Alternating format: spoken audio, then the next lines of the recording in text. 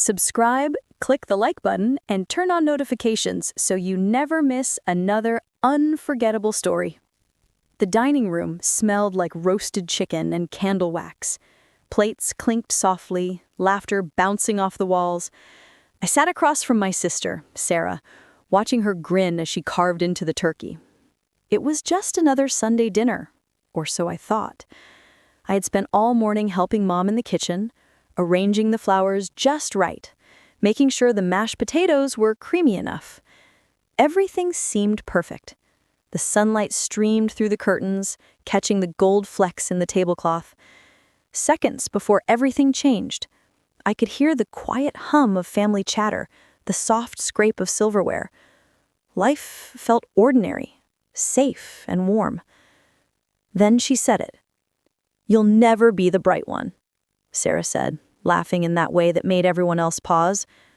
It was meant to be a joke, I knew that, but the words hit me like ice. Time slowed for a moment. The laughter around me blurred into a single, piercing sound. I froze, fork halfway to my mouth. I stared at her. She wasn't smiling anymore, just leaning back, confident, smug. The room was suddenly too small, too bright. Mom and Dad were still talking, oblivious. My little brother was laughing at something on his phone. But my world had tilted. "You'll never be the bright one," she repeated, this time softer, almost a whisper that carried through the room. My chest tightened, my hands shook. For years I had worked to prove myself, to show I was capable, to earn even a fraction of the respect I craved. And here it was, so casually thrown aside, as if I were invisible. I wanted to cry. I wanted to yell. I wanted to disappear. Instead, I swallowed hard and forced a smile. "Maybe," I said quietly, "but you'll see." The words felt hollow, even to me, but inside, something shifted. Sarah laughed again, not noticing the storm behind my eyes. Everyone returned to their conversation, laughter, clinking glasses, and I sat there, pretending it didn't hurt. But it did. Every word she had ever said to belittle me, every glance that ignored my efforts, crystallized in that one sentence. I thought of all the times I had tried and failed silently, all the times I had been overlooked, dismissed, or laughed at. And yet, this moment felt different. This was public. The betrayal wasn't hidden. It wasn't a quiet comment behind closed doors. It was in front of everyone. And somehow it stung deeper because of that. The dessert was brought out. Apple pie, cinnamon rising like a gentle cloud. But I didn't taste it. I watched Sarah, her hands brushing the crumbs from the table, completely unaware of the tempest she had stirred. The room was warm, bright, full of chatter. But I felt the cold hollow of a plan beginning to form. I remembered a conversation from a week ago, a casual chat with my aunt in the garden. She had said something simple. "The truth always comes out. Give it time." I had smiled politely, not realizing how prophetic her words would become. Now I understood. It wasn't about proving her wrong in the moment. It was about waiting, watching, preparing. I looked down at my plate, at the half-eaten mashed potatoes. I wanted to shove it all away, to run out of the room and slam the door. But instead I took a deep breath. I focused on the quiet determination building in my chest. There was something I could do. Something that wouldn't be loud or dramatic, but inevitable. I stood slowly, catching Sarah's eye. She smirked. "Going somewhere?" she asked. I didn't answer. I walked toward the kitchen, past Mom and Dad, past the laughter that no longer mattered. The moment I closed the door behind me, the sound of the dining room felt distant, almost unreal. And I made a promise to myself. It wasn't about revenge in the usual sense. It wasn't about making her look foolish or trying to humiliate her. It was about showing her, and everyone else, that I could rise. Quietly, steadily, without anyone realizing until it was too late. I leaned against the counter, breathing in the faint smell of cinnamon and roasting meat. Outside the window, the garden was bright, untouched by the tension inside. I clenched my fists, not in anger, but resolute. Whatever happened next, I told myself, I would be ready. And when the time came, the truth would speak louder than any words she had thrown at me. Because in that moment, at that ordinary Sunday dinner that had felt safe and warm just seconds before, something inside me had changed, something that no laughter could erase. And as I wiped my hands on a towel, I whispered to no one, not even myself, "You'll see." The sound of Sarah's laughter floated in from the dining room, sharp and light, but this time, it felt different. It felt like the beginning of a story that was just starting, and I was the author. The kitchen smelled faintly of soap and roasted vegetables as I leaned against the counter, the words my sister had said still echoing in my head. I closed my eyes, letting my thoughts drift to a time when things had been different, when family dinners felt like warmth, not a minefield of judgment. I remembered my 12th birthday, years ago. The dining room had been decorated with balloons and streamers, a cake at the center of the table. I had been so excited, beaming with pride as I showed everyone the drawing I had made for Mom. "Look, I did this all by myself," I had said, voice trembling with hope. Sarah had leaned over, examining the paper. "It's okay," she said casually, barely looking, "but I think I could make it better." I had laughed nervously, trying to hide my hurt. "Maybe, but I like it." Mom had smiled, encouraging, but I remembered that tiny flicker in her eyes, almost regret, almost worry. I had brushed it off, focusing on the birthday candles, the gifts, the fleeting happiness. At the time, I had thought Sarah's words were just teasing, innocent sibling rivalry. But looking back, I could see the start of a pattern, her way of making me feel small without anyone noticing. Another memory surfaced, the science fair in middle school. I had worked for weeks on my project, building a model of the solar system with careful attention to detail. When the day came, I had stood proudly next to my display, waiting for praise. "You don't even know what half of this does," Sarah had said, leaning casually against the wall. Her friends laughed, and I felt the sting immediately. Mom and Dad had murmured something supportive, but their eyes shifted quickly to other things, leaving me exposed. I had wanted to disappear then, too, but I had smiled, forcing myself to explain the project.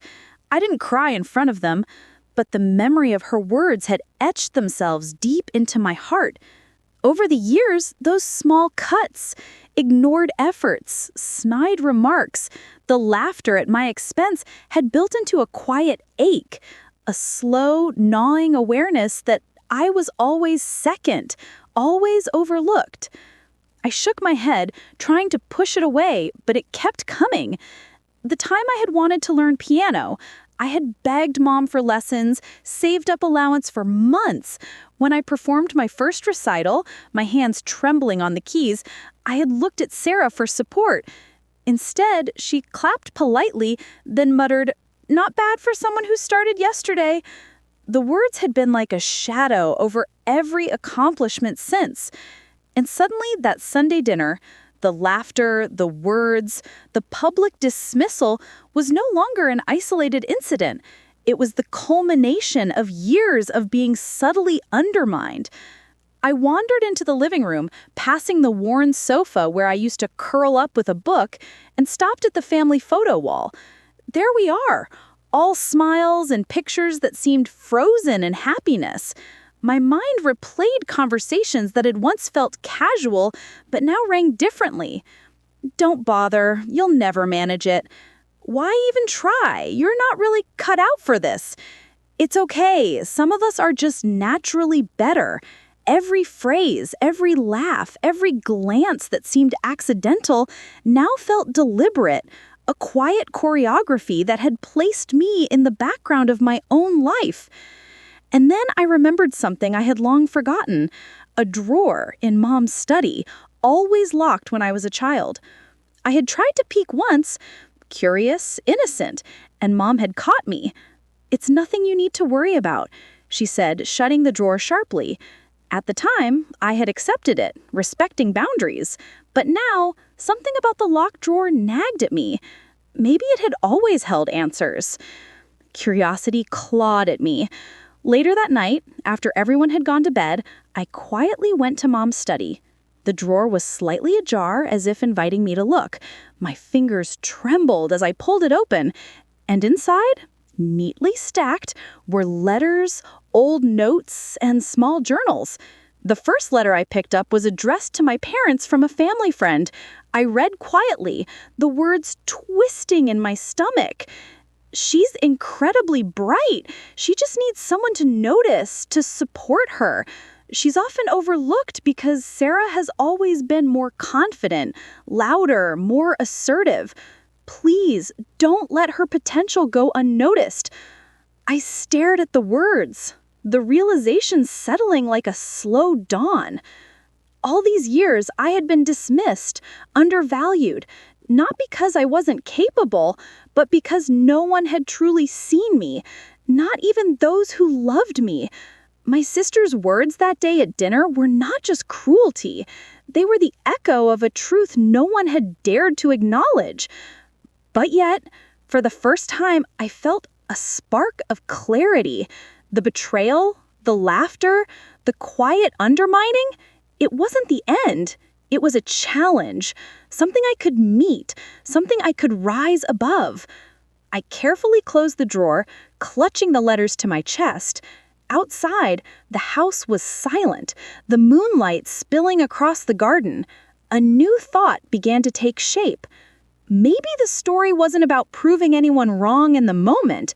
Maybe it was about building a life that could not be ignored, a life that spoke louder than any words.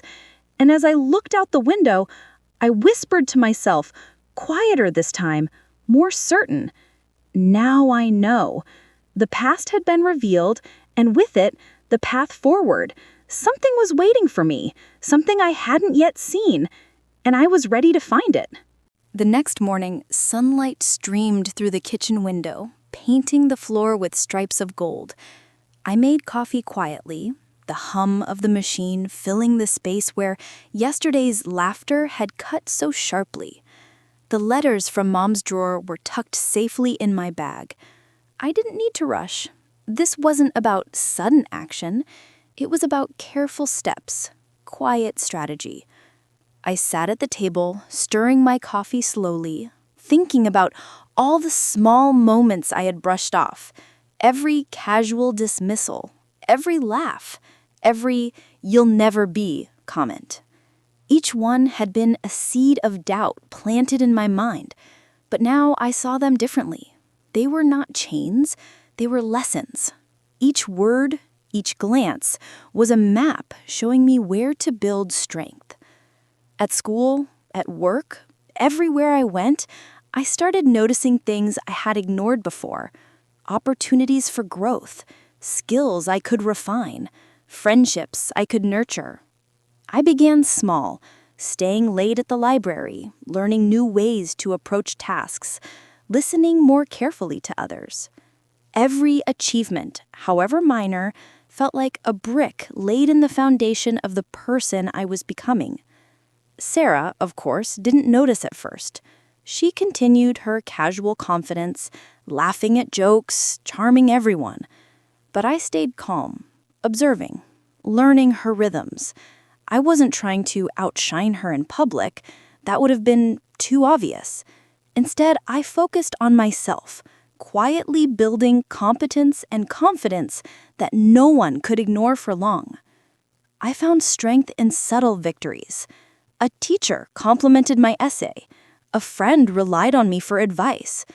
I noticed the shift in how people responded to me, not loudly, not dramatically, but in those small, meaningful ways that made the world bend a little more in my favor. One evening, I came across a community project that needed volunteers to organize a charity event. My hands itched to join. I proposed an idea, carefully thought out, and presented it to the group. Sarah happened to be there too, chatting with friends, her usual charm on display. I felt a pang of that old resentment, but I let it sit quietly. Instead, I focused on the plan, explaining it clearly, answering questions patiently, showing competence without boasting. By the end of the meeting, several members came up to me. "This is a great idea. Can you help lead this?" they asked. My heart lifted, not because I wanted recognition, but because finally someone was seeing what I had to offer. Sarah's eyes flickered toward me for a moment. I noticed a tiny pause, a subtle change in her expression, as if she felt the air shifting. That night, at home, I lay awake thinking about it. I realized revenge didn't need to be dramatic or cruel. It was in balance, in letting truth reveal itself through action, not confrontation, in letting competence and integrity speak louder than insults. I had power now, not over her, but over my own life. Weeks passed. Every small success, every kind word from someone I helped, every moment I quietly proved myself, built a rhythm I had never felt before. Sarah's smiles occasionally faltered when she glanced at me, though she never said anything. It was subtle, almost imperceptible, but I noticed. That tiny flicker was all I needed to know that things were beginning to shift. One evening, while organizing documents for the charity event, I stumbled upon an old folder of our family achievements. Photos, awards, letters of recognition. I opened it, and among the neat stacks, I found something that made my breath catch. A note in Mom's handwriting, tucked between old certificates. It read, "She has always had the potential to shine. Don't let anyone make her doubt it." It wasn't just encouragement, it was validation. Everything I had felt, every quiet frustration, every overlooked talent was recognized by someone who had loved me deeply. I held the note in my hands, feeling a surge of clarity and purpose. That's when I realized Sarah could sense it too, not in words, but in the pauses, in the subtle shift in her gaze, the hesitation in her laughter. She was beginning to notice that I was different now, stronger, calmer, unshakable. The balance I sought was approaching, quietly, inexorably. And for the first time, I allowed myself a small, confident smile. This was only the beginning. Soon, the truth would be undeniable, and she would see, not because I made her, but because my life would speak for itself. I stood, letting the folder rest on the desk. Outside the window, the sun glinted off the trees, casting long shadows. A story that had started in pain was now growing toward clarity. The pieces were falling into place, and somewhere, I knew, Sarah was starting to notice the change. The next Sunday, dinner felt different. I walked into the room with quiet confidence, carrying a plate of roasted vegetables. Sarah glanced up, smirking as if expecting me to be timid or distracted. But I wasn't. I felt calm, steady, grounded in the truth I had been building for weeks. She leaned back in her chair, arms crossed. "You've been different lately," she said, curiosity threading her tone. I placed the plate down carefully, making eye contact. I have been noticing things I didn't before, noticing what matters. Her brow furrowed slightly. "What do you mean?" "I mean," I said, choosing my words slowly, "that I've realized something important about myself, about how I've been seen, or not seen, for a long time." Sarah's eyes narrowed, a hint of tension appearing where there had only been playful confidence before. She was listening. I could feel it in the stillness of the room, in the quiet attention of Mom and Dad. "I know what you said the other night, about me never being the bright one. My voice was calm, even, but every syllable carried weight. And for a moment, it hurt. But then I remembered things from the past. All those times I tried, all the small victories you dismissed, all the moments I was overlooked." She shifted uncomfortably. I didn't mean it like that," she said quickly, Her tone wasn't defensive, it was the first flicker of doubt I had seen. "It doesn't matter how you meant it," I said softly. "The truth is, I've been capable all along. I just didn't always see it clearly for myself. But I do now." Her laugh, nervous and low, was nothing like the confident chuckle from before. "You really have changed," she murmured, almost to herself. "Yes," I said, letting the word hang in the air. "I've worked on myself. I've learned patience, focus, and what I'm capable of when I really try. And it's not about proving you wrong. It's about being seen, by myself, by everyone else. And you're part of that story." She looked down at her hands, fidgeting with her fork. A wave of regret crossed her features, subtle but undeniable. I didn't realize," she said. Her tone was quieter now, tinged with guilt. "I understand, but it did. And that's why this matters. Not revenge, not humiliation, just recognition, balance, understanding." The room was still. Mom and Dad exchanged glances, their eyes softening, sensing the shift. My little brother, who had been scrolling on his phone, looked up, sensing the weight in the air. "I guess I underestimated you," Sarah admitted, voice barely above a whisper. Her pride, which had always been unshakable, was giving way to something softer, realization. I nodded. "It's okay, you can't always see what someone is building quietly, but it's never too late to notice." She finally lifted her gaze to mine, eyes glistening slightly. "I see you now," she said. And in that moment, I realized something crucial. This confrontation wasn't about anger or punishment. It was about awakening. The atmosphere in the room shifted. The tension wasn't bitter anymore. It was transformative. Sarah's posture relaxed, the mask of confidence replaced with something genuine. She seemed smaller, yet closer, like a wall had fallen between us. I felt a calm satisfaction, not pride or triumph, but peace. My strength wasn't loud. It wasn't about shouting or dramatic gestures. It was about being steady, being visible, and letting truth have its natural impact.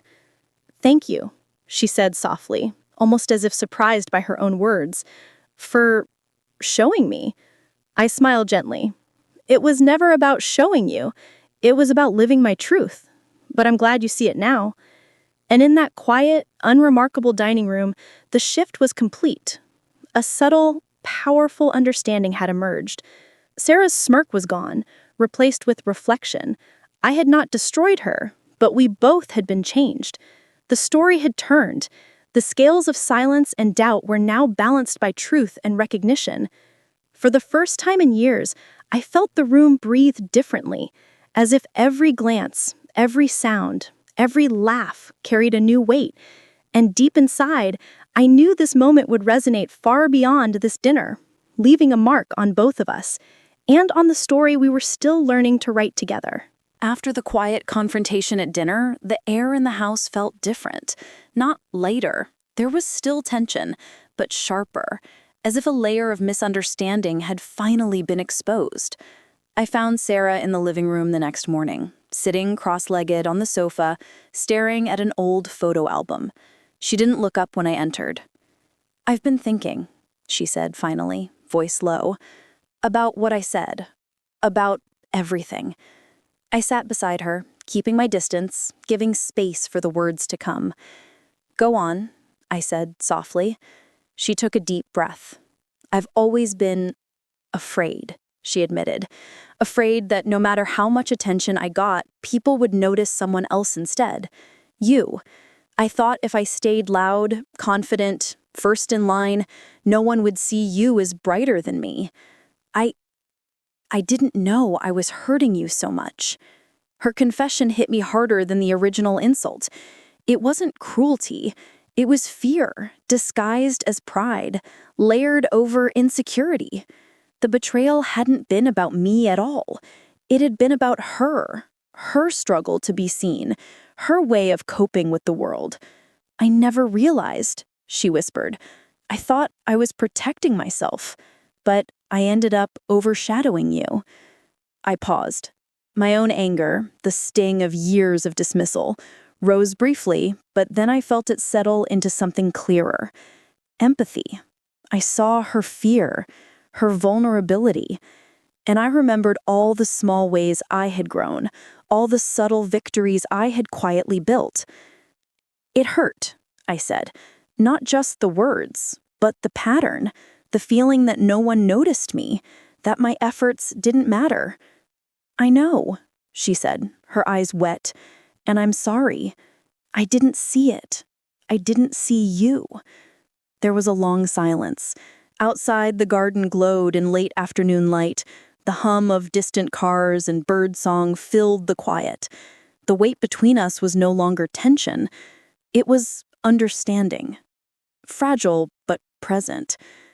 Then I noticed a folded piece of paper tucked between the album pages. I pulled it out. It was a note, written years ago by Sarah herself, though in a rush, almost hidden. I wish someone would notice her. She works so hard. But if I ever slip behind her shadow, what will happen to me? I held it in my hands, reading the words over and over. My chest swelled with a mix of sorrow and clarity. The betrayal had never been malicious. It had been fear, distorted and misplaced. Her words weren't meant to wound. They were a reflection of her own struggle. I looked up at her. I understand now, I said quietly. It wasn't about me being less. It was about you being scared. Her shoulders slumped, relief mingling with shame. I didn't mean for it to feel like betrayal. I thought I was doing what I had to do. We sat there, side by side, the silence holding the truth between us. I realized that the moral choice wasn't revenge. It wasn't even proving her wrong. It was something subtler, something stronger. Forgiveness. But forgiveness felt heavy, layered with recognition. It wasn't easy. It wasn't simple. I turned the note over in my hands, thinking of every moment that had hurt, every time I had felt unseen. And then I considered the possibilities, letting the past fade quietly, building my future without bitterness, showing her through action rather than words, allowing the truth to reshape how we moved forward. Sarah's eyes met mine, tentative but searching. "So, what happens now?" she asked. I didn't answer immediately. I felt the weight of choice pressing down, a calm, steady pressure that demanded thought. I could forgive, I could guide, I could let the world see both of us in a new light. Or I could hold on to a quiet edge, letting her realize fully what she had done. But the right path, the one that felt moral and true, wasn't obvious yet. The afternoon light fell across the living room, catching the corners of the photo album, the note, and our shared silence. Time seemed to slow. Every heartbeat echoed with possibility. Finally, I whispered, almost to myself, "I have to think about it carefully." Sarah nodded, eyes glistening. "I understand. I'll wait." And there we were, two people who had hurt each other unknowingly, standing on the edge of understanding, forgiveness, and change. The choice hung in the air, heavy but full of potential. Neither of us spoke, yet the weight of the moment said everything. Outside, the garden shimmered with golden light, untouched by the quiet storm inside. And in that stillness, I knew the next step would define everything, not just for Sarah, but for me. The sunlight fell gently across the kitchen table, painting the room in soft gold. I sat there quietly, the note from Sarah's old journal resting in my hands. The choice I had been weighing, the path between lingering resentment and true understanding, had finally settled. I could feel it in my chest, a calm certainty that hadn't been there before. Sarah entered slowly, carrying a small cup of tea. She set it in front of me, without a word, her eyes meeting mine with a tentative honesty. I nodded, a small smile forming, acknowledging the gesture. It wasn't dramatic. It wasn't a victory shouted across a crowded room. It was quiet, intimate, and full of meaning. "I've been thinking," she said softly, "about everything I said, everything I did. I want to make it right." I reached for her hand, but stopped halfway, letting the silence carry its own weight. "It's already changing," I replied. "Just recognizing it is enough for now." She nodded, letting a gentle tear slide down her cheek. "I never realized how much my words mattered." "I understand now," I said, my voice calm.